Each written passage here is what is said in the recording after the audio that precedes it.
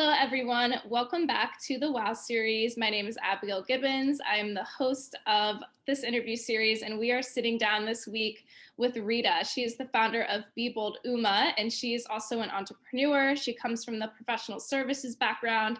She's a mother, and we got connected through our mutual entrepreneurship communities. Particularly, I saw her on We Rules platform, which is another incredible community for female entrepreneurs.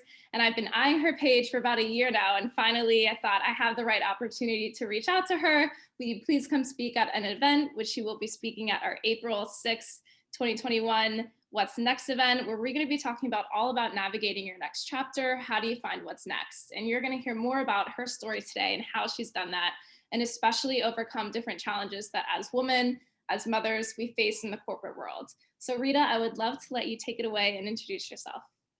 Thanks so much, Abigail, for this opportunity and that lovely introduction. I'm really looking forward to the event as well.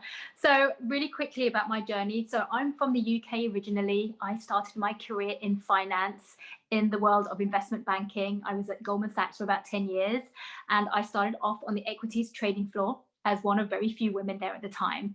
So I got involved in diversity and inclusion issues from a very, very early age, from an early time. And this was in the early 2000s, when really it wasn't even formally called diversity and inclusion. So first, I was one of very few women. So I helped really grow an official, formal women's network there, and then also extended that to an Asian professionals network as well.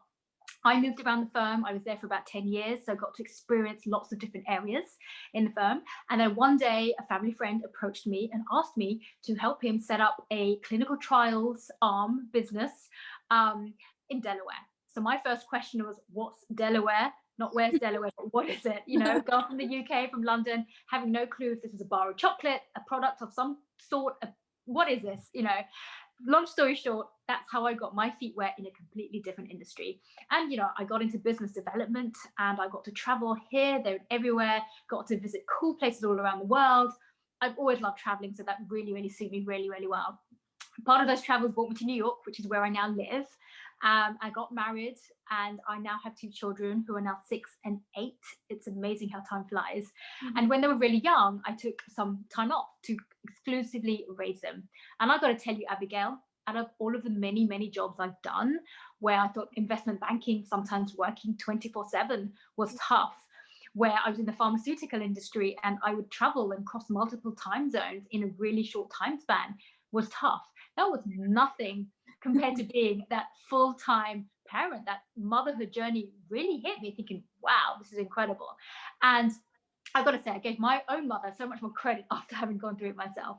But, it taught me so much about myself. I learned to be a better communicator. I learned to, I would say, negotiate so much better as well.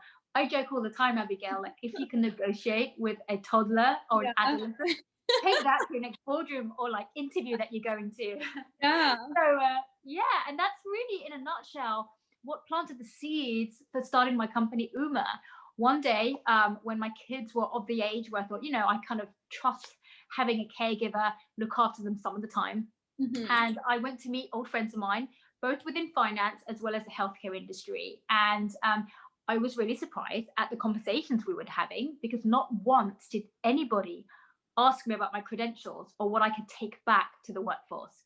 It was completely fixated on that proverbial gap on my resume. And that really hit me hard. I think, well, why is that? I know I've built so much, many more skills that are completely transferable into the paid workforce. And yet it feels like I've been branded as a quitter or somebody that isn't passionate anymore about the workforce. And that was something that I felt was quite harsh.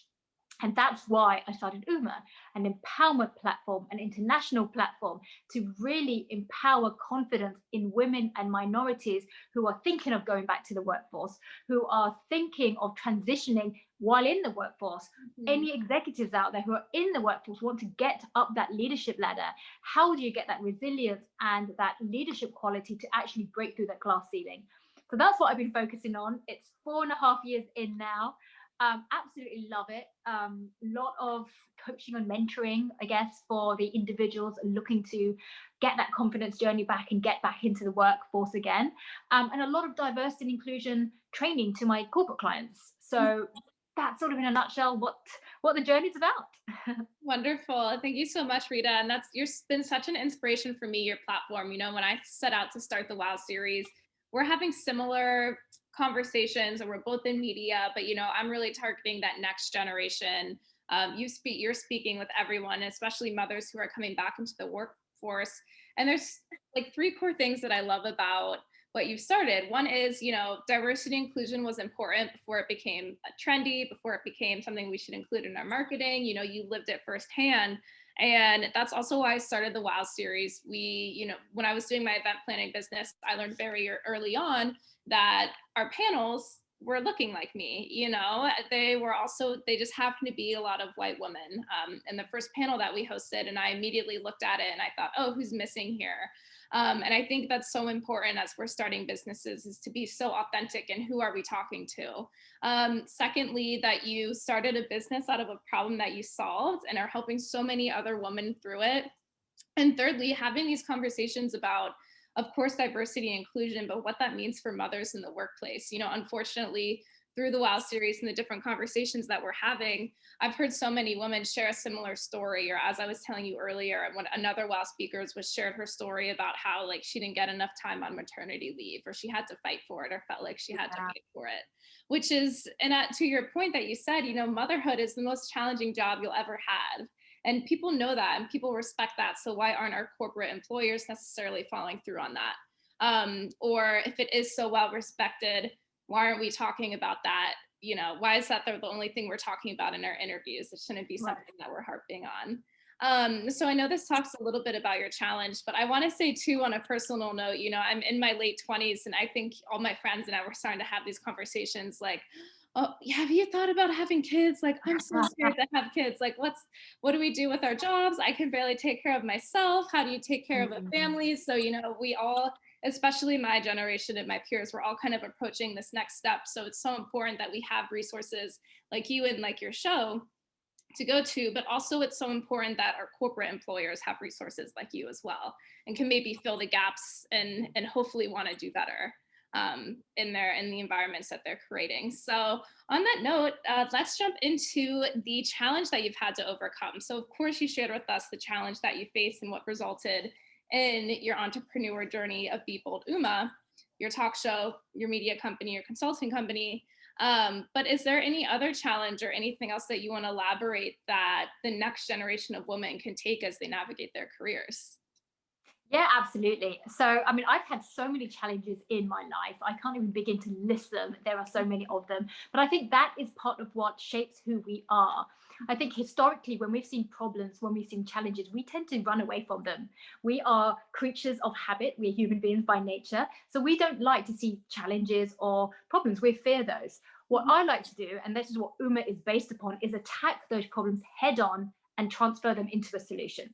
So whether it's being in the workforce and thinking, you know what, there was an issue where I went to a networking event and somebody turned their back on me when I told them I was a stay-at-home mom. I could have done one of two things. The first thing, and I was so close to the entrance, I could have just run home and cried. And that was the easiest thing to have done. But I thought, you know what, I've made the effort to come out to this event. I want to find out why. And I actually tapped the other attendee, a fellow woman, on the shoulder and asked her. And I said, can I just ask why I introduced myself and you just turned around when I told you what my title was? And she was embarrassed. She did not know that's how she reacted from her perspective. And this came up later on. Initial reaction is, yes, I'm a mom. We are forgotten members of society. This is what happens. And boom, case in point, that's what we're going through. But then you know what happened? We actually got into a conversation. It just so happened she wanted to get into career in finance. She had to leave in 10 minutes. And because she had to leave in 10 minutes, she was looking to meet people that specifically, that she interpreted a name tag to be in the company or somewhere that she was going to go. We ended up talking. She found out I was in finance. We ended up being BFFs after that. But the point is, there was a level of empathy. I understood her more. She understood me. We both understood each other. And then it sort of almost dissipated. And that's one of the challenges that we go through. We are very quick to jump to conclusions because of what we see. What I saw when I walked in there, her reaction was one end of the spectrum. When we got speaking, she did not mean to offend me. She was very embarrassed and apologetic later on. Even to this very day, almost 5 years later, we are still in touch. She would use that story and she was like, oh my gosh, I can't believe it. Mhm. So it's things like that we can all learn. So when I go into a company and we talk about diversity and inclusion, when we talk about gender equality and having a fair environment for our women and other minority groups, what do I mean by that? And that is part of the challenge that companies face, because it's very easy to say, okay, let's just give a generous maternity leave and that will be done. Women can go on the leave and they come back all refreshed. That's not the reality of it. How many people here, I know firsthand, that when you're a mom, you're not sitting there with your legs up and sipping coffee all day long, which you could. That Yeah. doesn't happen. From my experience, that's the hardest I've ever worked. I was stretched physically, emotionally, mentally, in every direction possible. I became a different person when I actually was ready to go back to the paid workforce again. And that is what I think some companies are not completely understanding, because of the fact that they're not open to understanding what does it actually mean. Yeah. Not just when we talk about gender equality, the other challenge out there, unless you also give leave to men who have become new dads for the first time, it's not going to be socially acceptable. If it's not socially acceptable, they're not going to split the burden of duties and household responsibilities. And then you're going to get like the Lean In McKinsey study that came out during the pandemic that said that 1 in 4 women, 25% of women, are leaving the workforce during the pandemic because they're just feeling burnout. Mhm. And the reason for that burnout is because they feel they have to do a lot more of the household chores. Yeah. And then you think, why is that? You're all working from home at the same time. You're distributing, this is single women, married women, executives, more advanced in their careers, but it's still happening. And that's the thing. It's not just the corporate workforce, it's society, it's your cultures, it's your families, it's a whole system that overall needs a bit of revamping. Oh my gosh, thank you so much. So many juicy points in Yeah. there, and I love it. It's what we need to hear. But what I really took away from it is empathy, and something that I was thinking about as you were talking is we live in a world of cancel culture, right? And I Yeah. never understood how cancel culture is productive. If we want to, we need to see both sides with empathy. So I loved how you used that example about how when it comes to maternity leave, men are having this issue too. They feel like they can't leave. Society puts pressure on them that they need to be strong and they can't leave the workplace and provide for their family. Women, Yeah. of course, are suffering in all the ways you just mentioned. I mean, I can feel that too. I do not have children or anything, but I do feel this pressure to like, okay, cook everything. And I'm at home. I need to run this meeting. I need to clean it. I need to do this. Yep. There's been no separation between life and home. And Yep. it almost felt like a break sometimes, I'm sure, for mothers when you were able to leave and go to the office. But I think, and that's something that's so important too, is in a core value of not only how I live, but why the WOW series was created. So that way we can all approach each other with empathy. And if you open up the door, willing to hear both sides of the conversation, you can learn, you can begin to understand. And I think oftentimes we'll learn that no one comes with the intention to be judgmental or anything like that. Our intentions are just formed, as you said, by society or how we might have been raised or the communities that we identify with who look like us, who think like us. And if we can just get out of our comfort zone just a tiny bit to hear the other side, you'll often see that you're even facing similar problems on a different spectrum or things like that. So everything what you said is such a great example from when you were at the event and ran into, someone who rubbed you this way, and then you asked them, which is one more point I want to make is asking, or, and it's not calling someone out like immediately judging, but it's asking, as you said, like, oh, why did you do this? Like, I'm curious. Yep. And that's how you can most oftentimes like learn or understand the other side of the table or what they might be going through. So providing spaces for those conversations are so important, and what we're doing here today. So moving on to the next question, taking that story and thought in mind, is there advice that you have for the next generation related to that challenge and story you just told, but also maybe outside of that? Yeah, I would say for the next generation, this is a blessing. You are at the stage where I wish I could just rewind and go back to the stage you're at now, because the world is literally open for you right now. And here's the thing, just by listening, it makes such a difference. We are in a more empowered state now. We have more of a voice. We are told to use our voice. Something doesn't feel right, speak up and say something. And absolutely, you should do that. But what I'm saying is, before you do that, take time to observe and listen and try to understand the other side of the story too before you jump to conclusions. Mhm. Similar to the example I gave you, it was very easy for me to jump to conclusions because that's the way it was laid out in front of me. Mhm. At the time, I put two and two together and came up with four. But as I opened up my spectrum, wanted to listen and understand, I realized that my two and two actually didn't make four. There was a whole new equation going on that I did not even get into the depths of. And that's the thing. What quite often we think we know a lot, we think we're enlightened, we don't. And this is where it goes into spiritualism quite a lot, where open up your mind. There is so much out there that we don't know, and acknowledge when you don't know, because that is key. Quite often we think we know everything. It's such an easy reaction, especially when you're feeling so empowered and confident. One of the things I teach is confidence, but there's a difference with being confident and being overly and appearing arrogant as well. Mhm. And that's the difference. Really take the step back, really take the time to listen, take the time to be empathetic, understand what someone's going through, really do those. And that is actually what's going to make you more confident over in the long run. Oh my gosh, fantastic advice. And I love hearing this story too, because there's so many different types of personalities, male and Mm. female. And I also, I've come into my role here as an entrepreneur and in my corporate job, I've been trying to figure out where do I fit in as a leader. And especially when it comes to a feminist, where do I fit in? Because I've been outspoken and shared my opinion, but similar to how you are and why I really love the work that you're doing, I've also approached most everything with like, how can I sympathize? Where's my empathy? Like before I say what I truly feel, let me understand where they're coming from quickly.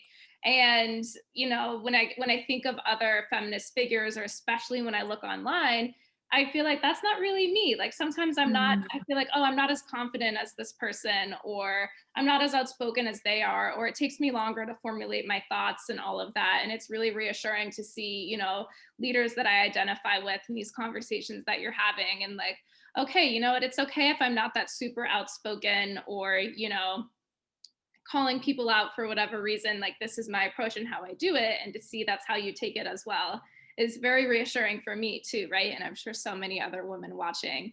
And thank you so much for your advice. Is there anything else that you want to share before we wrap up with our community? I just want to say thank you again, Abigail, for putting this together. I think your platform is incredible. I love what you're doing.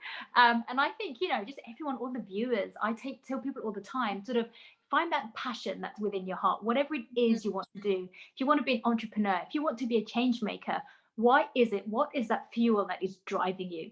Because from that comes the confidence. If you have a passion, if you have that drive, then you can totally unleash, as I like to call it, that inner goddess of go-getting that is inside of you. Oh my gosh, thank you. I will do that. And I think so often, for me personally, I don't know if anyone else watching can relate to this. I get lost in the sauce, especially of social media, of like, everyone else is doing this, so I need to be doing this. But that's such an important reminder that I will absolutely take back after this, and we'll be emailing you and contacting you after, I'm sure, for further advice and questions. But it's just leaning into what am I passionate about, and putting my blinders on and blocking out the noise. That's definitely been something I've been working on. And you didn't ask me this, but just to share, like, elaborate on your point, like that entrepreneurship, but really being a change maker is something that I've always felt so passionate about. And having lived through challenges and life experience of just being a woman in the workplace and learning the stories of others, I feel like I've really am starting to find, my voice in this arena. And then, of course, uplifting the voices of others. So thank you so much for being a role model for me, of course, but for all of the other women watching.